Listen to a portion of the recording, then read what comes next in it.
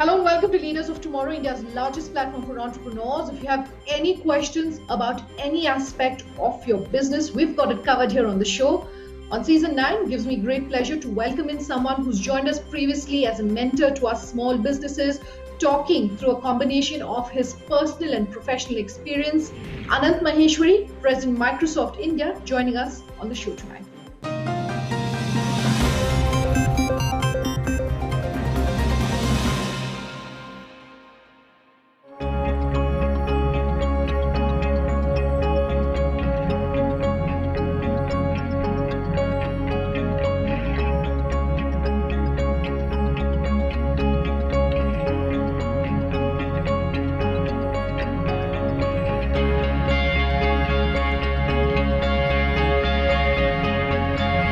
Anand, such a pleasure having you back with us here on the Leaders of Tomorrow, talking to our entrepreneurs about all the things that have kept you busy during 2020 and what you're looking forward to in 2021. I want to start today's conversation by really trying to get a sense from you, 2020, personally and professionally. What has the year been like for you? Maybe, personally you can tell us. And I do know there are a lot of things professionally that have been going on at Microsoft, and we could perhaps come to that next. So first of all, thank you so much for having me at the show. It's great to see that we are continuing to evolve in this time and having these kind of conversations. The nuances are much deeper than when we were at the beginning of the pandemic. So first up, for me, I think the personal journey of learning leadership skills which are new during this time and evolving is continuing. One thing I definitely call out to all my teams, during this time, all leaders have had to lead a lot more with vulnerability. They were not fully in control of everything, and sharing that vulnerability with everybody around actually creates the empathy and also the purpose of what you're trying to solve for. So to me, that's been the journey personally as a leader. And it's continuing to evolve into 2021. We're not out of the woods yet. There's some more time yet to come in terms of working through this. So I'll continue to learn through that process, and therefore learning remains my hallmark of the last 12 months.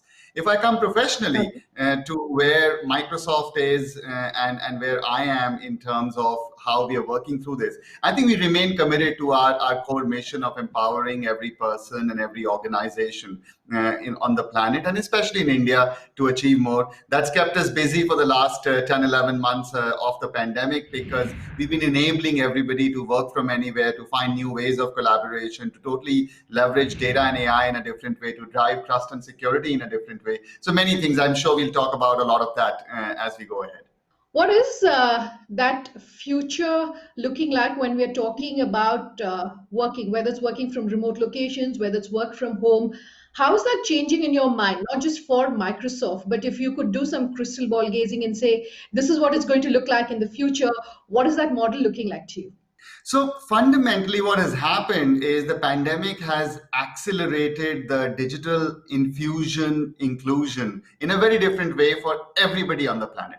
Today, we're doing this meeting in a platform, and I still remember the last time that we did it. It's better, and therefore we're getting better in terms of leveraging digital even more as we go ahead. And that's happening for every company, every person on the planet. Now, what does this digital really mean? And there are two broad thematics that I think are megatrends of the pandemic, and that are here to stay. They will not go away after the pandemic. The first aspect of that digital megatrend is data and AI-led cloud innovation. Now, data and AI was something that was a nice pilot for most companies 12 months back. It is mainstream today. It has happened in the last 12 months of the pandemic, because all of us have been using machine learning and AI modeling to even predict around the virus and the pandemic effects around how we can get our health statistics back on track.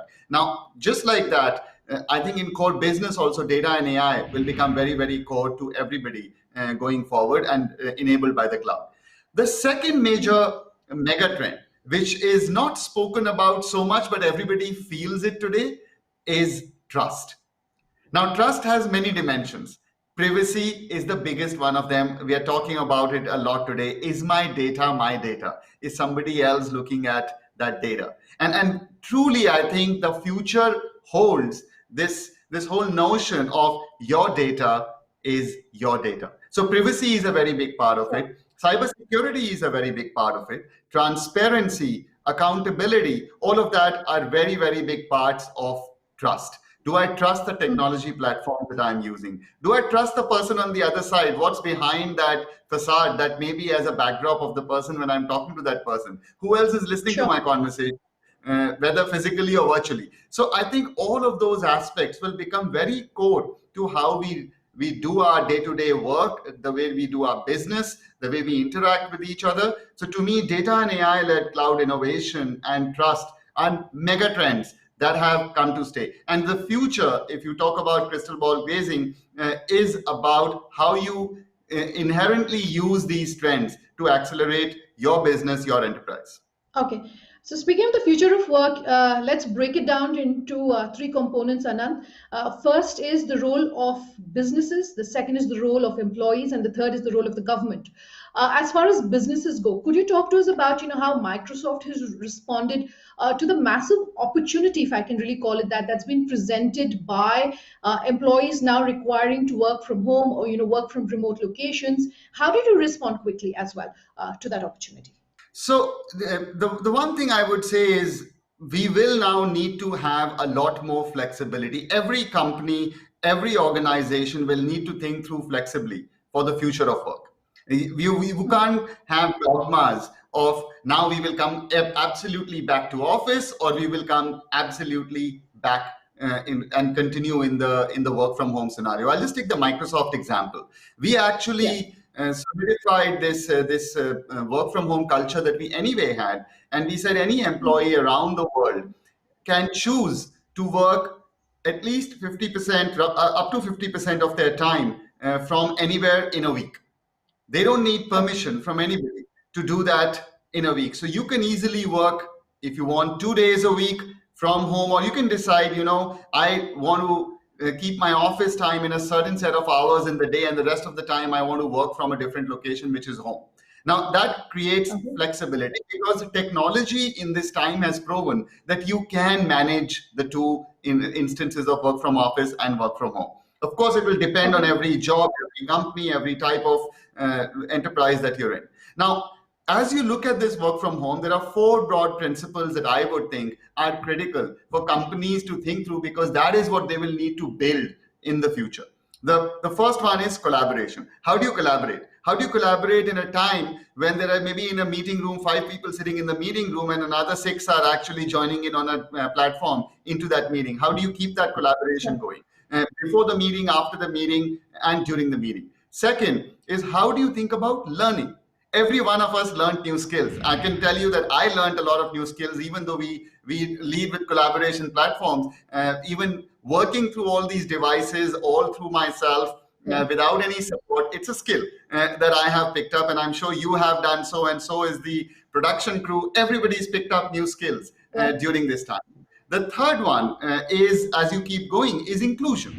Now, when we went to office 12 months back and worked from office, there was an equalizing factor that everybody had the same infrastructure, same capability, same environment, and therefore you could bring your best work in a very, very equal environment. The pandemic changed all of that. All of us are in Yeah. different infrastructure situations inside our home. Somebody has a bandwidth concern, somebody has a space concern, somebody has just the environment, noise, sound, light, anything, all of those concerns in terms of just getting Sure. things done. Plus, there's work at home that people were doing.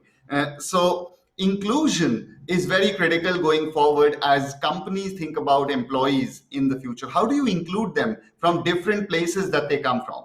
And finally, I think the one thing all of us have realized is well being. So, the employee well-being and mental wellness has become a big part of the narrative, which was again, Sure. it was beginning to be talked about prior to the pandemic, but during the pandemic that has really become high priority for everyone. So if I summarize these four things around collaboration, around learning, inclusion, and well-being will truly determine the future of work as we go forward, and I'm so glad all of these are part of the narrative today. So for an employee, then, whether they are an employee of a corporation as large as yours, whether they're part of an entrepreneurial setup, or even entrepreneurs themselves, what are the skill sets that they need to learn now to be part of this changed world order when it comes to, working, the future of work?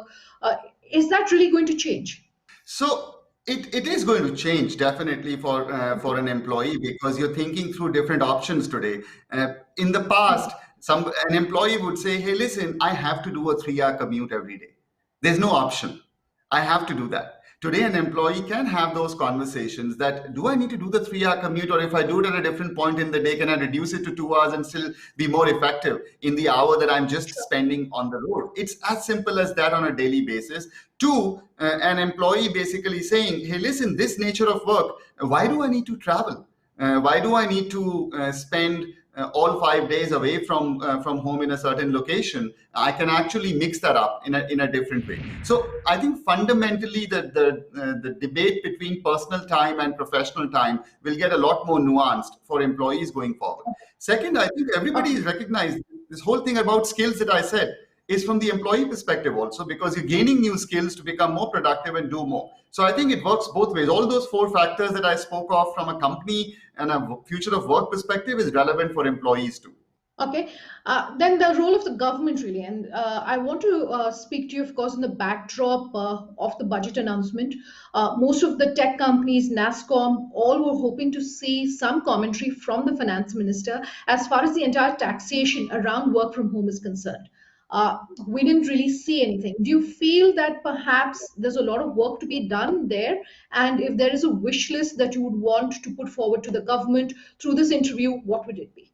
No, so I would first of all acknowledge that the budget has had a lot of different priorities to balance, and it's been focused on Yeah, investment. It's been focused on driving the capital investment in the country, and therefore pumping the economy forward to create more economic activity, which is a good thing, which helps all sectors, regardless of the specifics that every sector would want or not. I would also like to acknowledge, I think the government did make the changes and support in the last 12 months in a very big way as the regulations changed to even support people working from home. And now there's real dialogue to move that into a more solidified, permanent kind of an approach going forward. The last that I heard, sure. even through NASCOM, is that the government is keen to have those dialogues, even though it may not have been in the budget, but it doesn't Okay. need the budget to specifically announce that. So I like the overall partnership that the government has had with the IT industry. And recognizing that the IT industry and the tech industry is a big part of going forward. The focus on startups, the focus on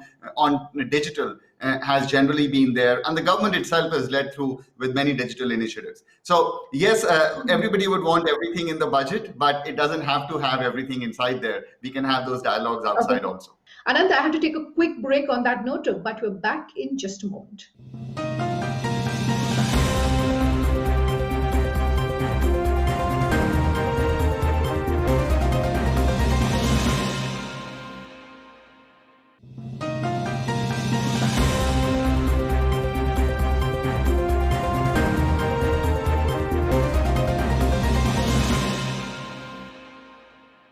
Welcome back. You're with us here on Leaders of Tomorrow, and tonight I'm in conversation with Microsoft India.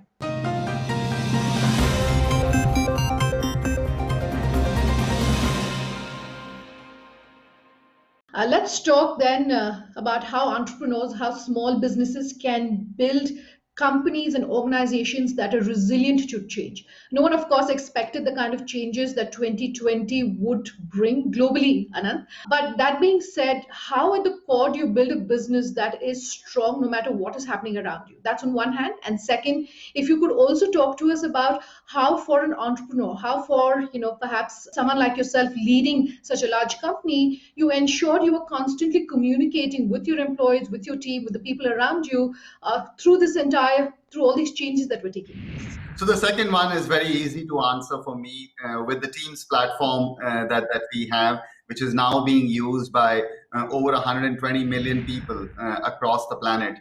It's really seen that 10x growth and more in terms of as the core platform for collaboration. And I think that has been a boon for us, because not only have we been able to serve our customers and partners globally, but we've also been able to innovate at a pace which we hadn't anticipated in the last 12 months. We've been really busy innovating on Teams. I'll give you a very simple example. People came to us and say, hey, listen, in the past world, I used to commute in the morning and back. Now, I didn't like the time of the commute, but that whatever 20, 30, 40 minutes that I had to myself, I could reset myself for the day and try to remember what are my priorities for the day when I was going into office.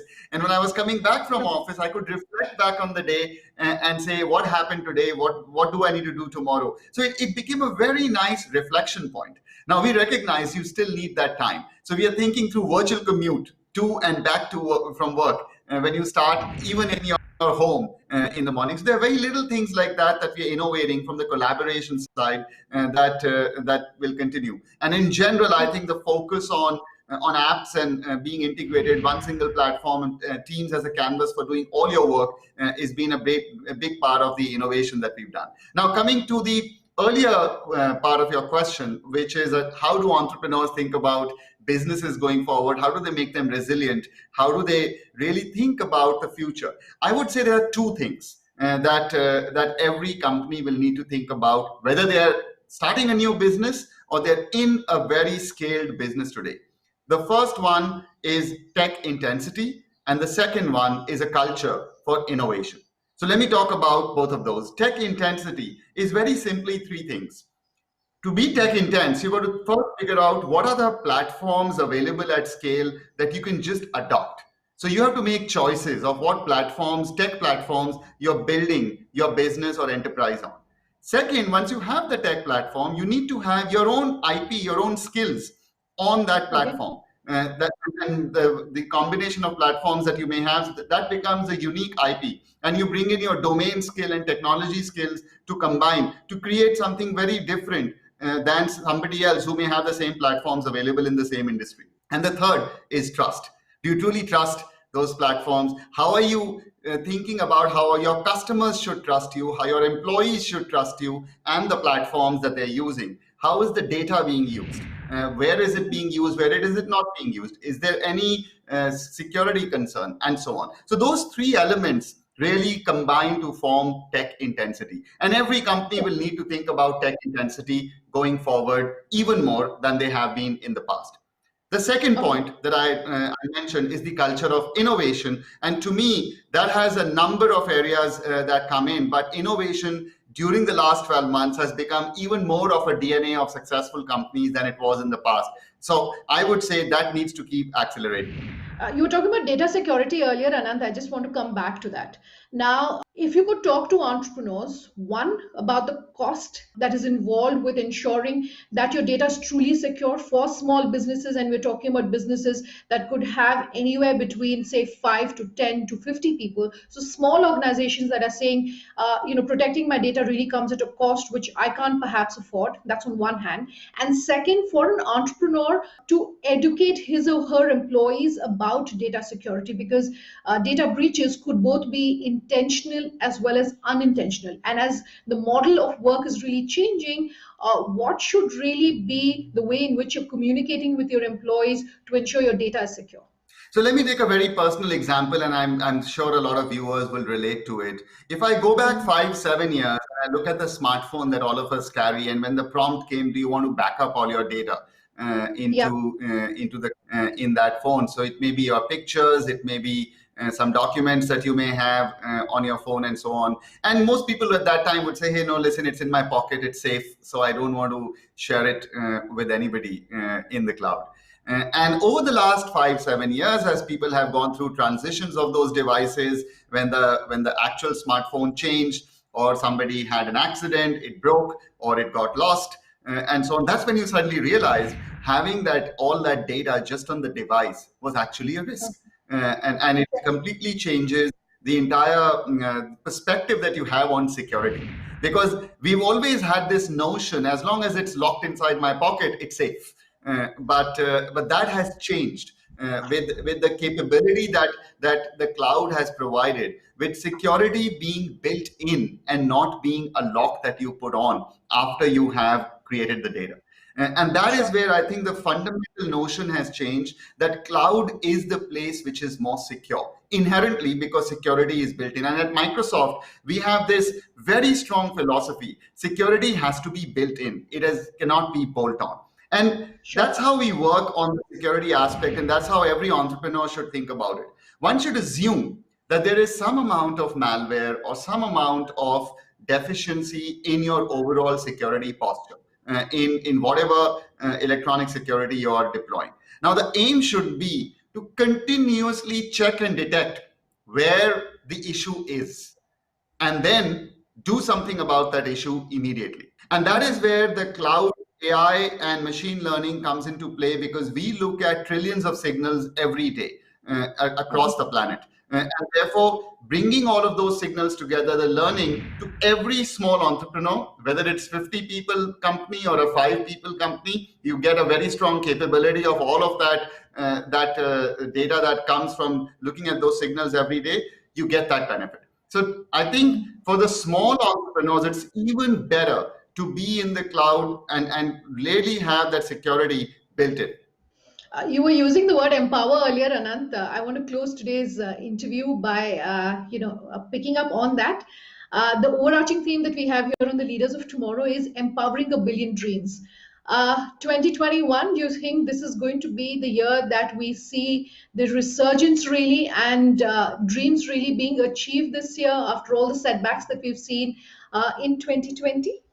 So I am an eternal optimist, and therefore I may be a little biased in answering that question that you have. I worked through the last 12 months that thinking there was a lot of things that was a glass half full rather than glass half empty. And as I look forward, I would imagine there's even more in the glass half full as we go ahead. First of all, we have, while there have been a tremendous amount of losses that a lot of us may have seen, both in our personal families, friends, networks, and so on. But there's also gratitude for what you have. There were enough memes that were going around as the New Year messages. 2020 was the year to recognize what you had versus what you did not have. And I would say, if you build on what you have going forward, there's a lot of optimism in 21. Clearly, there is a lot of economic stimulus around the planet.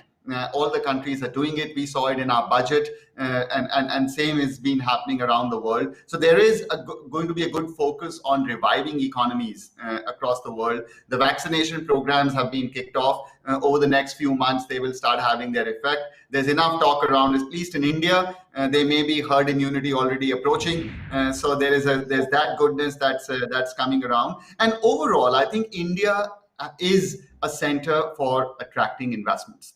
So there is a lot of global capital that is also coming in. The reason I'm mentioning all of that is that it gives enough fodder for everybody to now having more innovation. The startup movement in India, I'm very, very positive on that. I think there is so much opportunity, especially when you look at SaaS from the country. We can truly, with the data and AI work that the country is doing, we can become the data and AI hub for the world. So with all of that is available for us, the horizons being that bright, I would definitely say there is a lot of innovation and a lot of optimism for 2021. Anant, thank you so much for joining us here on the show. Thank you, Sunanda. Thanks for having me here. For those of you watching at home, our contact details is coming up on your screens. If you have any feedback for us, we love hearing from you as always. Thanks for watching. Have a good night.